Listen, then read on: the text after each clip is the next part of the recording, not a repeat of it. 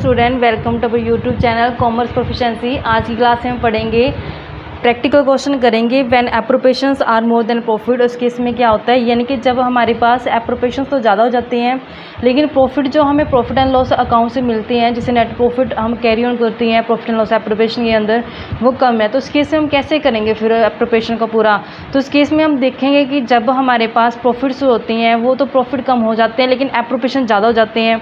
तो इस केस में एप्रोप्रिएशन को हम पूरे के पूरा तो नहीं कंप्लीट कर पाते क्योंकि पूरे खर्चे करना मुश्किल हो जाता है क्योंकि खर्चे ज़्यादा हैं प्रॉफिट से। तो इस केस में फिर हमें ना एप्रोप्रिएशंस के क्या करने पड़ते हैं, रेशो निकालनी पड़ती हैं।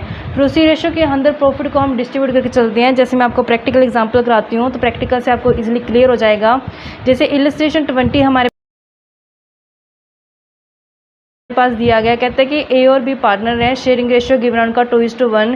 कहते हैं ए है जो वो नॉन वर्किंग पार्टनर है and has a contribute 12 lakh, उसने कैपिटल लगाई है अपनी 12 लाख रुपए। B is a working partner, B working partner है। The partnership did provide for interest on capital, जो इंटरेस्ट ऑन कैपिटल दी गई है वो 10% दी गई है पर एनम के हिसाब से, और जो सैलरी है वो 7500 पर मंथ की दी गई है वर्किंग पार्टनर को।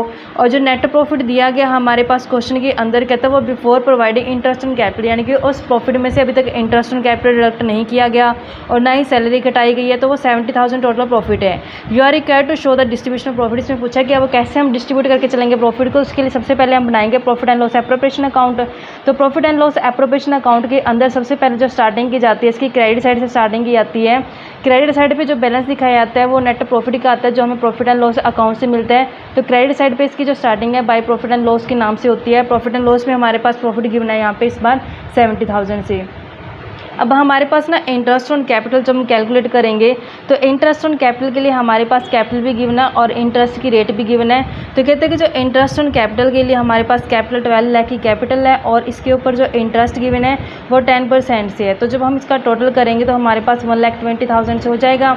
ये हमारे पास इंटरेस्ट ऑन कैपिटल है। ऐसे ही सैलरी का जो नेक्स्ट एप्रोप्रिएशन गिवन है हमारे पास, जो सैलरी है वो सैलरी गिवन है, कहते हैं कि 7500 पर मंथ से है। तो मंथ टोटल कितने होते हैं, 12 होते हैं। जब हम 75 इंटू में 12 करेंगे तो हमारे पास आ जाएगा 90,000 से।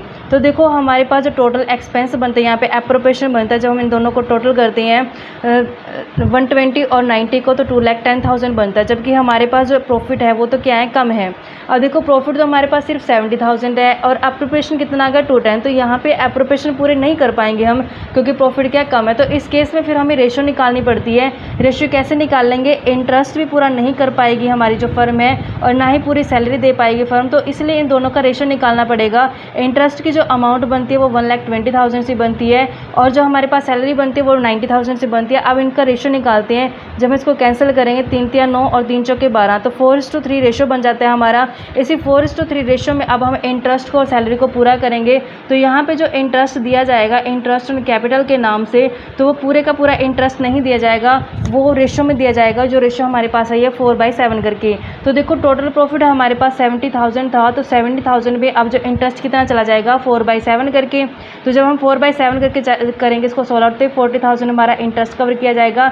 ऐसे ही नेक्स्ट हम सैलरी का जब प्रोपोर्शन निकालेंगे, सैलरी में हमारे पास टोटल प्रॉफिट 70,000 है, तो 70,000 के जो रेशो निकाले यहाँ पे 3/7 करके, तो 3/7 करें तो हमारे पास 30,000 हो जाएगा। क्योंकि कभी भी हम प्रॉफिट से ज़्यादा एप्रोप्रिएशन कर नहीं सकते हैं, तो इसलिए जितना प्रॉफिट होता है सिर्फ उसी को डिस्ट्रीब्यूट किया जाता है प्रॉफिट एंड लॉस एप्रोप्रिएशन के अंदर। तो हमारे पास अगर 70,000 प्रॉफिट था तो हमें भी एप्रोप्रिएशन भी कितने करने पड़ेंगे, 70,000 से ही करने पड़ेंगे। तो अगर आपको मेरी टेल क्लासेस देखनी है, ऐसे प्रैक्टिकल क्वेश्चंस देखने हैं, तो आप मेरे चैनल कॉमर्स प्रोफिशिएंसी को सब्सक्राइब, लाइक एंड शेयर करें।